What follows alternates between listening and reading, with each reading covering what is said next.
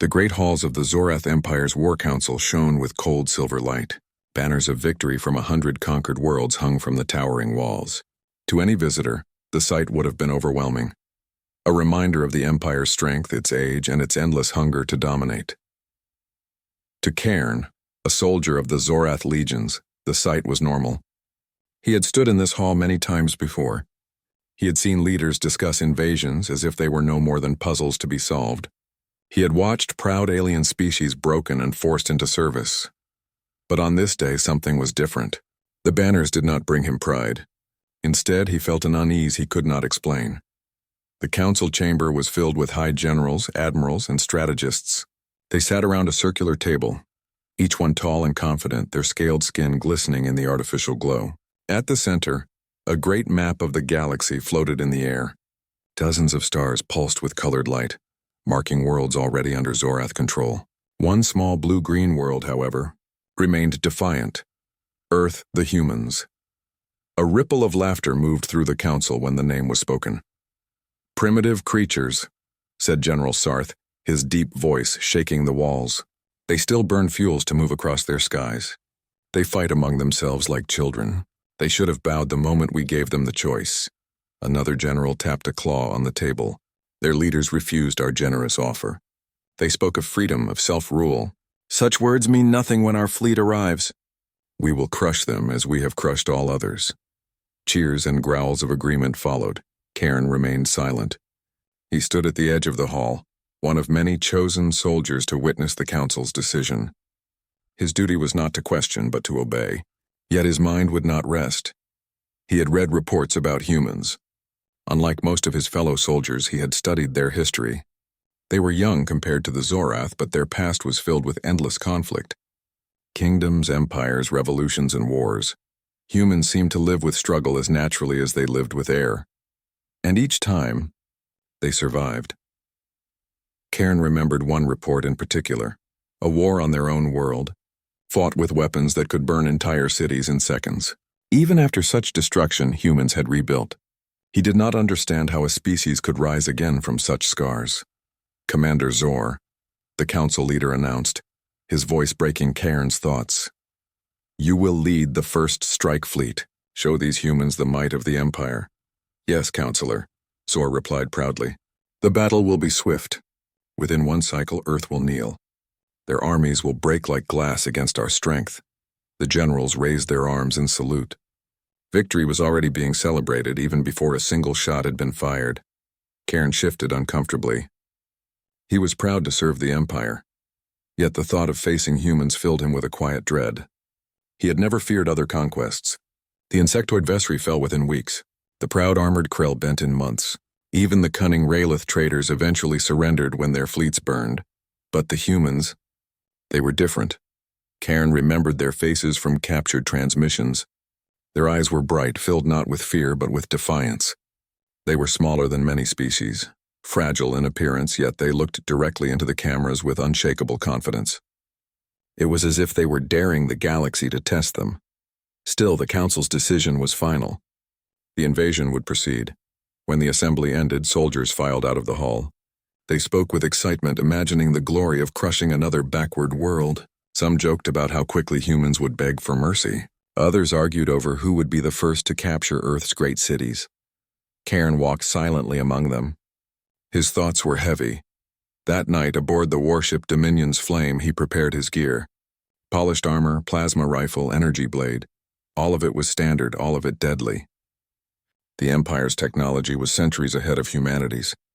On paper, the war was already won, and yet as Cairn looked at his reflection in the dark visor of his helmet, he could not escape a question that haunted him.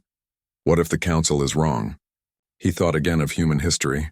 They had faced enemies stronger than themselves, and still they had survived. He had read a human saying once, one that stayed in his mind, "We do not fear the storm. We are the storm." The words chilled him.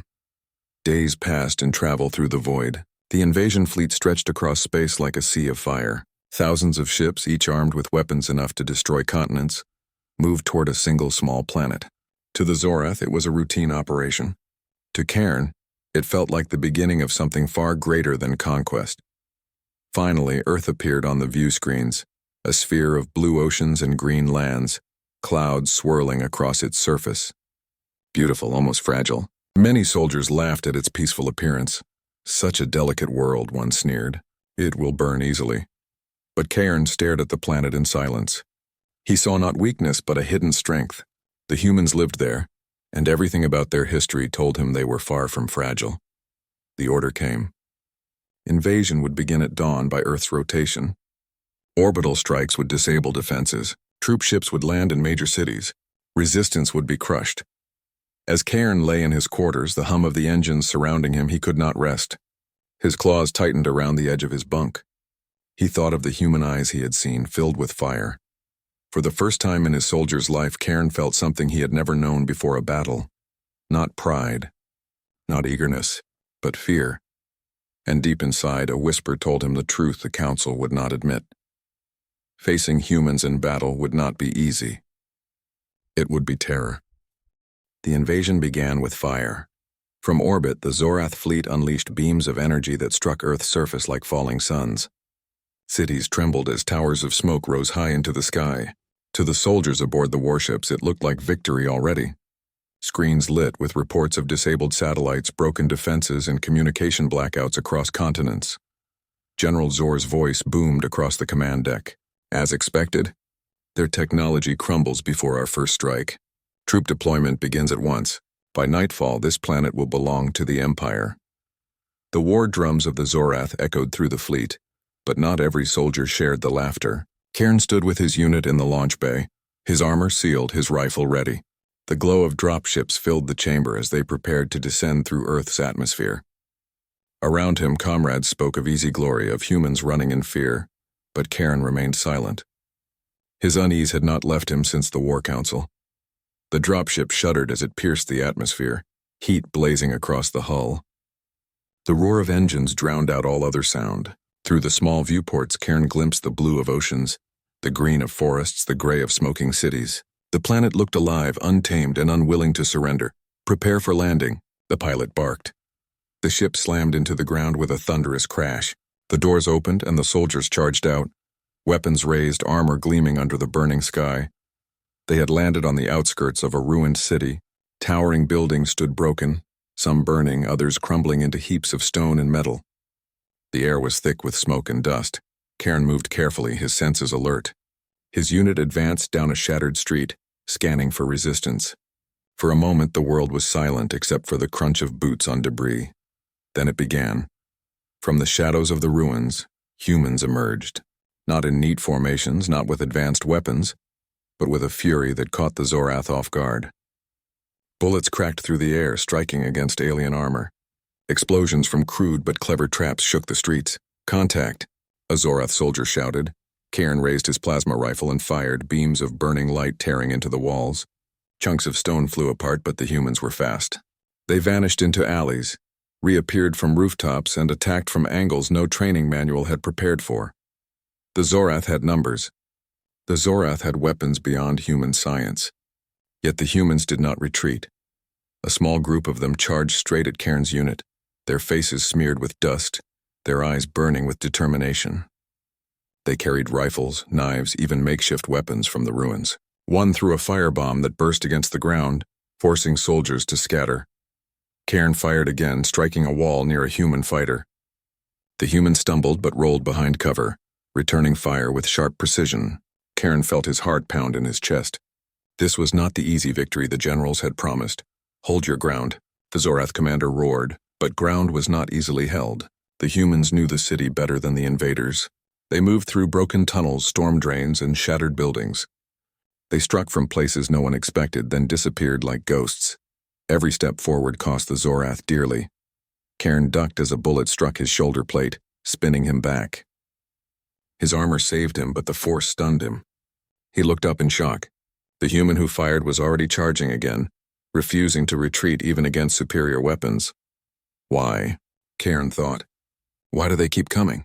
Hours dragged on. Street by street, corner by corner, the battle continued. The Zorath advanced, but slowly, bleeding strength with every block. Cairn's unit took position in a ruined plaza. The ground was littered with rubble, the skeleton of a great building looming above. Smoke curled into the darkening sky. "Report," the commander demanded. "Casualties, too many," another soldier admitted. "They fight like nothing we've faced before," the commander hissed in anger. "They are primitive. They cannot resist us for long." But as if to answer his words, a new wave of humans struck. They came not from one direction but from all sides, firing from windows, rooftops, and alleys. Explosions tore through the plaza. The air filled with fire and dust. Cairn fought desperately, firing until his rifle overheated, then switching to his blade when a human rushed too close. He struck the fighter down, but another came immediately after, eyes blazing with the same fearless determination. It was endless. When night finally fell, the city did not rest. The humans fought in the darkness, using shadows as allies. The Zorath soldiers struggled to see, their vision not suited for such conditions. Yet the humans moved as if the night itself was their weapon. Cairn crouched behind a broken wall, his chest heaving. Around him, soldiers muttered in disbelief. They had expected a quick battle, not this nightmare of endless ambushes. For the first time, whispers of fear spread through the Zorath ranks. "Are they even mortal?" one soldier asked, his voice shaking. They should have broken by now. Cairn had no answer. He only remembered the fire in the humans' eyes, the way they charged even when outnumbered, even when wounded. He thought of the phrase he had once read, "We are the storm." Now he understood. By dawn, the plaza was in ruins. The Zorath held it, but at a terrible cost. Human fighters had melted away into the city, preparing for another strike. General Zor's voice thundered across the fleet. "Victory is near. Keep pressing forward." But among the soldiers on the ground, there was no feeling of victory.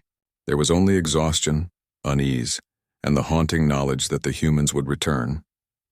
Cairn stood among the wreckage, his armor scorched, his spirit heavy. He had survived the first day of battle against humanity, and already he knew the truth. This was not conquest.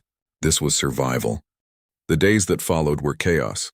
The Zorath Empire had expected a swift campaign, but Earth became a nightmare of endless resistance. Every city, every forest, every mountain turned into a battlefield. Humans did not surrender. They adapted. They fought with everything they had, from advanced weapons to tools pulled from ruins. Cairn marched through streets filled with smoke and ash. His unit was exhausted, their armor scarred, their numbers reduced. Yet the humans showed no sign of weakness. If anything, they grew stronger each day. Reports flooded in across the fleet. Ambushes in jungles, sabotage in deserts, raids against supply lines. Wherever the Zorath tried to advance, humans struck like shadows, vanishing before the Empire could crush them.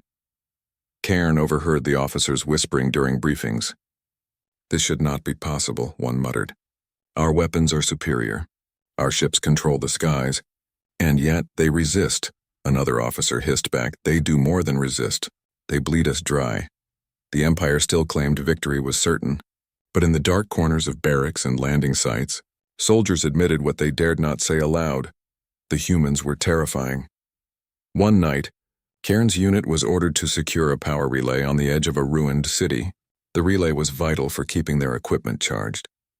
Without it, their advance would stall. The march to the relay seemed quiet, too quiet. The city lay in ruins around them, blackened towers reaching like broken teeth toward the sky. Wind howled through shattered glass. The silence pressed against Cairn's ears until it felt heavier than noise. "Stay sharp," the commander warned. They reached the relay, a towering structure of alien steel set up by the engineers. For a moment, all was calm. Then a soldier bent to check the systems. The ground exploded. Humans burst from hidden tunnels, their attack timed with brutal precision. Bullets rained from windows. Firebombs flew through the air. The Zorath soldiers reeled, scrambling for cover. Cairn fired into the shadows, but the humans moved too quickly. They attacked in waves, then vanished, leaving traps behind. One soldier stepped on a hidden charge and light swallowed him whole. "Hold the relay," the commander roared, but the humans had no intention of letting them keep it.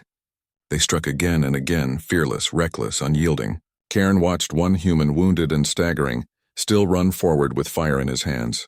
The human threw it even as he fell, setting the relay ablaze. The tower of steel cracked and burned. Sparks filled the air. The Zorath were forced to retreat. That night, Cairn sat in silence, staring at the dark horizon. The humans had destroyed what the Empire considered unbreakable. He thought of their faces, bloody, battered, but filled with unshakable resolve. "They fight as if death does not matter," whispered a soldier beside him. "What kind of beings are they?" Cairn had no answer. Days blurred into nights. The Zorath held their fleets in orbit, raining fire from the skies. Entire cities were reduced to rubble. But even then humanity endured. Survivors crawled out from ruins, forming new resistance groups. For every human that fell, 2 more seemed to rise. The Empire's reports grew darker. In Sector 12, our supply convoy was destroyed by civilians armed with stolen weapons. In the northern plains, our mechs were brought down by improvised traps hidden under the soil. In the mountains, entire battalions vanished. Only wreckage was found. The generals dismissed these as minor setbacks. "They cannot win," they said. "They delay the inevitable." But to the soldiers on the ground, the truth was clear. The humans were not delaying. They were fighting for every breath of freedom. One evening, Cairn's unit was stationed near a rural village. The Empire had ordered it cleared. The houses were simple, built of stone and wood. Fields stretched around them, broken by fences and old trees. The soldiers moved in, weapons ready, but instead of fear they found defiance. The villagers stood together, unarmed but unyielding. An old woman stepped forward, her voice steady as stone. "You will not break us," she said in her own language. Though Cairn did not understand every word, the meaning was clear. The commander ordered the troops to push the villagers aside. Before they could, a distant horn echoed through the fields. Moments later, fighters appeared from the tree line, charging with weapons raised. The village erupted in battle. Cairn fought desperately, but his heart twisted at the sight. These were not trained soldiers. These were farmers, workers, children barely grown, and yet they fought with courage greater than many armies he had seen. By the time the Zorath forced the survivors back, the village lay in ruins. The Empire had claimed another piece of ground, but the cost was heavy. And still, the humans did not surrender. That night, Cairn could not sleep. The faces of the villagers haunted him. He remembered the old woman's voice, the fire in her eyes. For the first time in his service, Cairn wondered if the Empire was wrong. Perhaps this world could not be conquered. Perhaps it should not be. Weeks passed. The war dragged on. The Zorath had destroyed much of Earth's great cities, but still the humans fought. Guerrilla attacks turned every victory into ash. On the fleet's command ship, General Zor grew furious. "Why have they not fallen?" he demanded. "Why does this take so long?" No one dared answer. Cairn, listening from the shadows, knew the truth. The humans would never fall because they refused to accept defeat. They carried something the Empire could not measure, something no weapon could erase. Hope. One day, while patrolling a mountain pass, Cairn and his unit walked into yet another ambush. Explosions thundered from the cliffs. Rocks fell, crushing soldiers. Humans swarmed from hidden caves, shouting with voices that shook the sky. Cairn fought fiercely, but even as plasma fire lit the air, he felt admiration. These humans had turned the very mountains into weapons. They were not merely defending, they were striking back. As the battle raged, Cairn's commander fell. The humans closed in, their faces filled with the same fearless fire Cairn had seen countless times before. He raised his blade, ready to fight, but inside he knew. This war was unlike any other. The Zorath had power, but the humans had something stronger, a spirit that could not be broken. Cairn's claws tightened on his weapon as he whispered the words he had once read in a report, words that now felt like truth. "We are the storm." And he realized, with a chill running through him, that those words were not boasting. They were a warning. The sun rose over a ruined city, painting the crumbling towers in blood-red light. Smoke curled into the sky, carrying the scent of fire and iron. For Cairn and his unit, dawn brought no relief, only another day of impossible fighting. The humans were everywhere. They had adapted to every strategy the Zorath employed. Traps had become more sophisticated, ambushes perfectly timed, and every defeat seemed only to make them stronger. What had once been a straightforward invasion was now a nightmare. General Zor's voice came over the fleet's communicator. "Advance! Push through the city. Take the Central Command." Cairn gritted his teeth. Central Command had already been attacked twice, and each time the humans had ambushed the reinforcements. He knew the cost would be high. As his unit moved through the ruins, Cairn could see the exhaustion on his comrades' faces. Some limped with broken limbs, others' armor was scorched and dented. Yet despite the pain and fear, every soldier obeyed orders. Survival depended on discipline. Not courage, but the humans did not follow rules. They fought with something the Zorath had never faced: creativity. A sudden explosion tore through the street ahead, tossing debris into the air. Humans emerged from broken buildings, their weapons primitive but deadly in combination with clever traps. One of Cairn's soldiers fell, pinned under rubble and fire.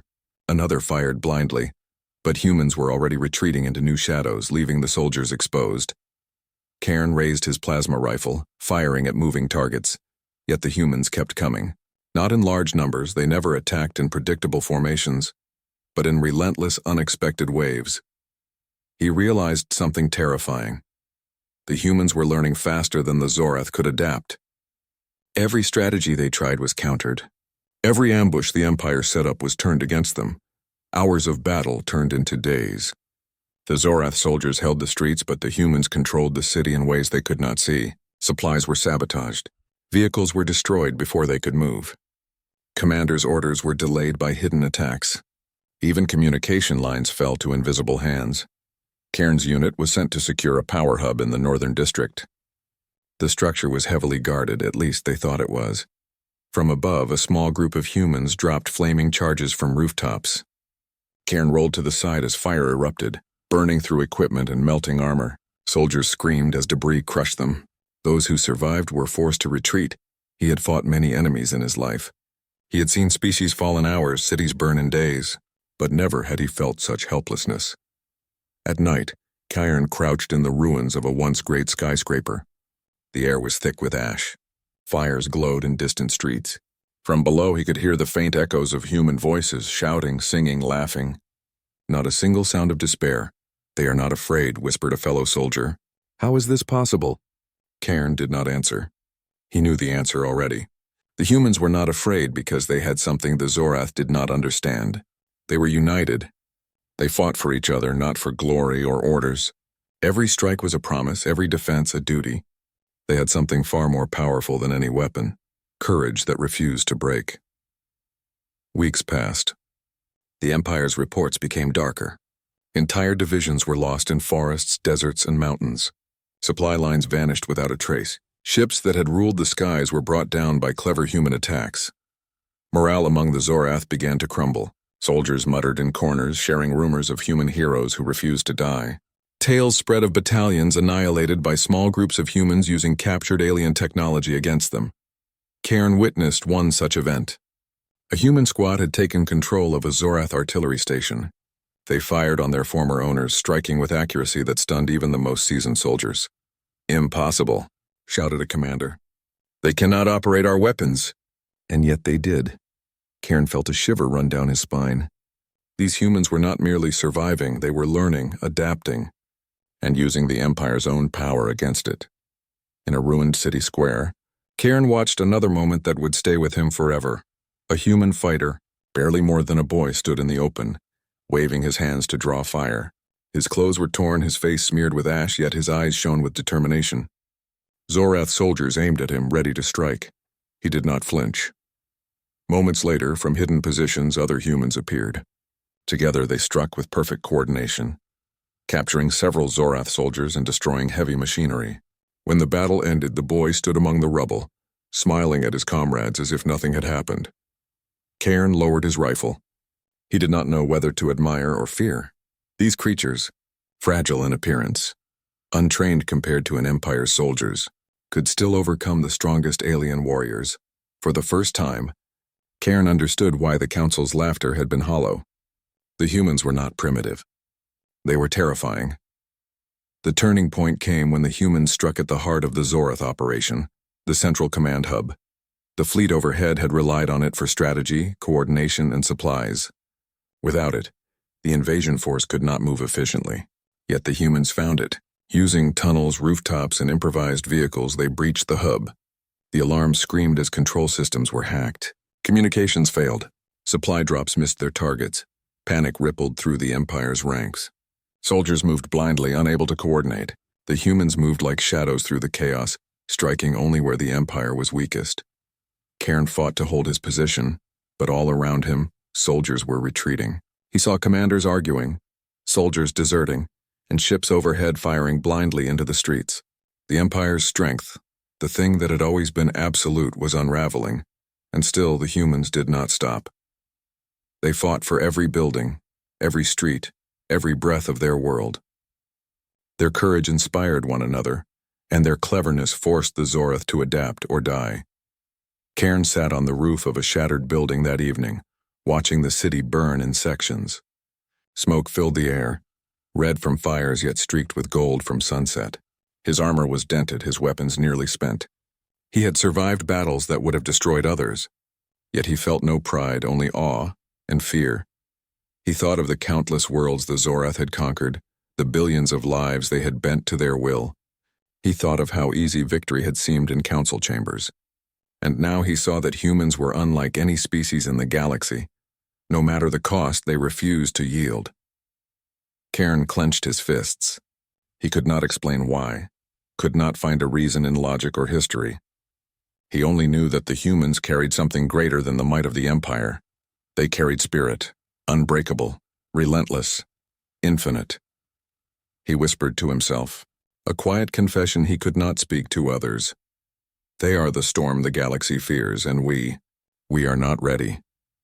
The fires of battle flickered in the distance, but Cairn knew the truth. Earth would not fall. Not quickly.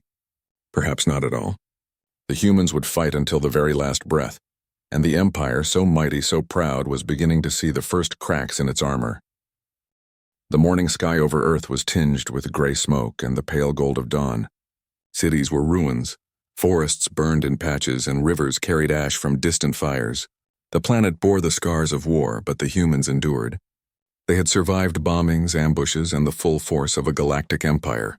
The Zorath fleet hovered above, battered and broken. Communication lines were down. Supply ships had been destroyed. Entire battalions vanished in forests, deserts, and mountains. What had been a swift campaign had become a nightmare. General Zor paced across the command deck, claws tapping on the metal floor. His scales were dulled, his pride shattered. Around him other commanders argued bitterly, each blaming the other for failures. "Retreat," someone shouted finally. "We cannot maintain this assault." The word struck the soldiers like a hammer. Retreat meant defeat. Defeat meant shame. The Zorath Empire, unbroken for centuries, had met a force it could not conquer. Cairn sat quietly in the corner of the troop bay. His armor was battered, his rifle scorched, and his mind weighed down by everything he had seen. The humans had survived attacks meant to annihilate them. They had adapted to every tactic the Empire used. They had not only resisted, they had fought back in ways no one had anticipated. The retreat was orderly in appearance, but chaos followed every step. Troops moved quickly through the ruins, avoiding ambushes. Ships lifted off from shattered landing zones, sometimes barely escaping human attacks. Supplies were lost. Equipment was abandoned. For the first time, the Empire felt fragile. Cairn thought of the humans he had faced. The boy who had stood in a plaza under fire. The villagers who had defended their homes with nothing but courage. The squads that had learned Zorath tactics and used them against their masters. Each encounter replayed in his mind like a lesson he could never forget. He realized something no Zorath commander would admit. Humans were not primitive. They were extraordinary. In the aftermath, Cairn recorded his testimony as all soldiers of his rank were expected to do. But unlike other reports, his words were not about strategy, numbers, or victories. They were about truth. He wrote of courage, how humans faced impossible odds without fear. He wrote of ingenuity, how they turned defeat into victory through clever tactics. He wrote of unity, how they fought for each other, for their homes, and for the very idea of freedom. This is the lesson the Empire must learn, Cairn wrote, his claws trembling over the keyboard. Do not underestimate humanity. To face them in battle is to face a storm that never stops. They do not fight for glory. They fight for survival for each other, for a future they will never surrender. And that is a power greater than any weapon we have. He paused, staring at the text. It was a confession, a warning, and a tribute all at once. As the fleet retreated, Cairn observed the humans from orbit. Cities were smoldering, yet life went on. Smoke rose, but small fires were extinguished by human hands. Fields that had been scorched were being replanted. Survivors carried the wounded, and strangers helped one another. Even from space, the resilience of the species was clear. No matter the destruction, no matter the loss humanity endured. Cairn's unit returned to the fleet silently. Some soldiers spoke in hushed tones of defeat. Others were too shocked to speak at all. The Empire had not lost because it lacked strength. It had lost because it had never faced a species like this before. He could not help but feel admiration. And something more, envy. Humans had something the Zorath had never truly understood. Something beyond armor, weapons, or strategy. They had spirit. Back on the command ship, the generals held their final council before leaving the system. Maps flickered with the remnants of cities, strategic points lost, and supply lines destroyed. Orders were given to pull back to safer sectors, but pride had been shattered beyond repair. Cairn stood at the edge of the observation deck, looking at Earth one last time before leaving. The planet was battered but alive. Smoke rose, but so did forests and rivers. Cities might have been broken, but humanity would rebuild. He remembered every face, every shout, every act of courage he had seen. "They are the storm," he whispered again. "And I have seen the storm with my own eyes." Months later, after the fleet had returned to Zorath space, Cairn's report circulated quietly among higher ranks. Some dismissed it as exaggeration. Others read it with unease. A few, wiser and older, understood that it contained a truth the Empire could not ignore. Humans were not conquerable in the way other species had been. Cairn often thought of Earth, of the humans, and of what he had witnessed. In quiet moments when the fleet was calm and engines hummed softly, he would whisper his warning to himself. They fight for everything that matters. They never surrender. To face them is not a battle. It is terror. He knew this would not be forgotten. Even if he died tomorrow, he had seen something no Zorath soldier had ever seen before. The unstoppable power of human will. The Empire had retreated, but the memory of humanity remained in the minds of every soldier who had fought. Across the galaxy, whispers began to spread among other species. A new truth, learned the hard way. Conquering humans was not impossible because they were weak. It was impossible because they were strong beyond reason, because they refused to break. And Cairn, alien soldier, survivor, witness, would carry that truth forever. He looked at the stars and thought of humanity's future. They were small, fragile in appearance, yet unshakable. They had faced an empire and lived. They had faced death and smiled. They had faced fear and turned it into courage. In the silence of the command ship, Cairn closed his eyes. He could see them clearly. Humans standing tall amidst fire, refusing to surrender, refusing to yield. "They are not just survivors," he said softly. "They are warriors of the spirit, and the galaxy has yet to understand the force they truly are." The Zorath fleet left orbit battered, humiliated, but alive. Yet in every heart, especially Cairn's, a single undeniable truth remained. Facing humans in battle was not merely difficult. It was pure terror, and that terror would never fade.